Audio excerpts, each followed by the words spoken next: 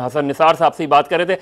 हसन साहब, आप वही बुनियादी बहुत बात कर रहे थे कि जो इस वक्त सिस्टम है उसमें क्या नजर आता है कि ये अमीर और गरीब का फर्क बहुत ज्यादा बढ़ता जा रहा है। नहीं, ये पहली बात तो ये है कि ये जो चीफ मिनिस्टर साहब ने 10 लाख दिया है, पंजाबी में हमारे एक मुहावरा है, ईदों बाद तंबा फूकना है। समझ आई आपको बात? ये सारा प्लेइंग टू द गैलरी वाला है। हो जाता है हादसा, जाके वो खैरात भीख तकसीम कर देते हैं। मैं आपसे ये अर्ज कर रहा था, जब आपने ब्रेकिंग न्यूज बीच में करके, तो मुझे ब्रेक, मेरी अब उम्र ऐसी हो गई है कि मैं बात बीच में कुछ टोक दे तो भूल जाता हूँ। मुश्किल से याद करके आपको बता रहा हूँ कि इस मुल्क के मराहत याफ्ता तबके ने इस पूरे मुल्क को यरगमाल बनाया हुआ है। एक कानूनी लूट मार है जिसे मराहत, पर्क्स, प्रिविलेजेस और इस्तेकाक कहते हैं। दूसरी है वैसे जो कमीशन खोरी और लूट मार है। ठीक है, और इस मुल्क में ना कल थी, ना आज है, ना आइंदा मुझे नजर आ रही है कोई हकीकी नुमाइंदा हुकूमत। उसकी वजह है कि मरकज से लेकर सूबों तक जागीरदार और सनतकार, सरदार और सरमायादार, इनकी जाती जमहूरियत है। 18 करोड़ की आबादी में टोटल रजिस्टर्ड वोटर है 8 करोड़।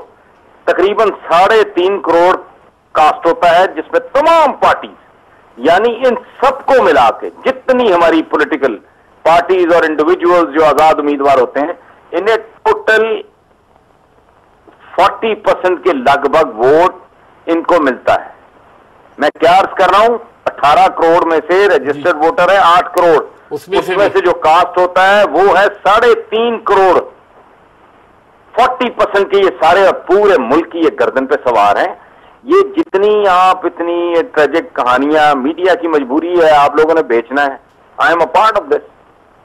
आपने कभी कॉमेडी बेचनी है, कभी ट्रेजिडी बेचनी है। असल कहानी ये है कि इस मुल्क में फ्रॉड चल रहा है टोटल।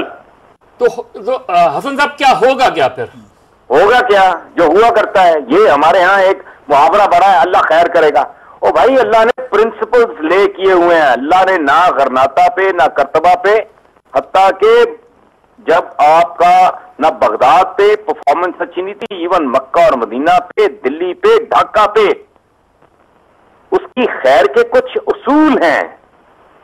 होगा वही जो हुआ करता है। जी लगारी साहब, हसन साहब, जी हसन साहब साथ रहिएगा। लगारी साहब, जो हसन, एक बात गलत है, इसमें अल्टीमेट विलन गरीब है और अवाम है। ये जानवर हैं जिनको समझ नहीं आती। ये शख्सियत परस्ती और बुत परस्ती का शिकार है। शख्सियत परस्ती बुत परस्ती से ज्यादा खतरनाक है, क्योंकि बुत तो बेचारा बिगाड़ कुछ नहीं सकता। इंसान की पूजा शुरू कर देंगे वो तो पागल हो जाएगा, वो शैतान से बदतर बन जाएगा।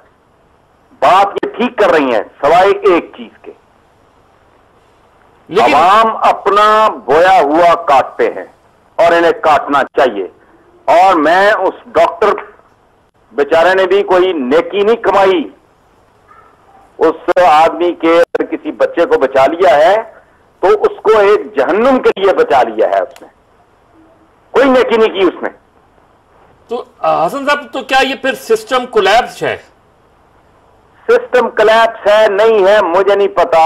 इस मुल्क के अवाम इस मुल्क का सबसे बड़ा विलन है, और वो हीरो कब बने? पता होता है कि ये चोर है, ये डकैत है, ये डाकू है, इसने माल बनाया है, इसने ये कब्जा ग्रुपों का सरपरस्त है, इसके पास हराम का पैसा है, लेकिन उसके बावजूद उसको वोट देते हैं। ये उसके जराइम में शरीक होते हैं।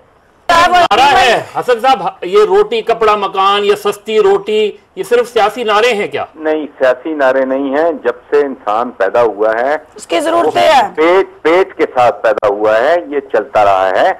वो अंग्रेजी का एक मुहावरा है कि there is enough in this world for everybody's need, but nothing is enough for one man's greed. yes. ये देखें, बात सुने, खुदा का वास्ता, अपने साथ अपने अंदर बैठ के आपस में झूठ ना बोले। अवाम और हुकाम फैसला करना मुश्किल है कौन ज्यादा करप्ट है। और मुझे अगर आप तख्ता दार पे पूछें कि एक बात करो तो मैं कहूंगा शायद अवाम ज्यादा करप्ट है। ये कौन लगता है इनको? और खुद कैसे हैं हम लोग? अपने बच्चों को नापाक दूध देने वाले लोग हैं हम।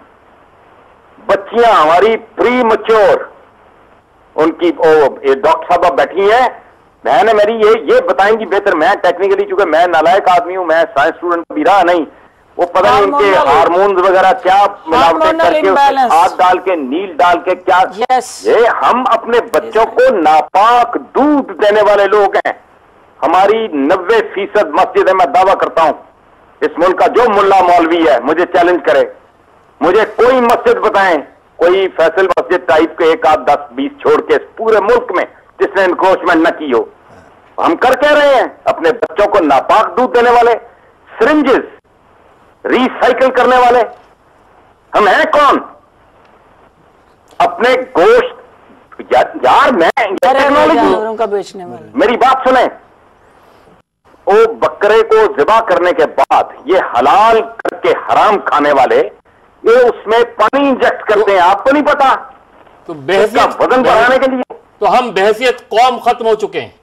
We are corrupt. बहुत बहुत शुक्रिया बात कर देगा। हमें एक ब्रेक पे जाना है।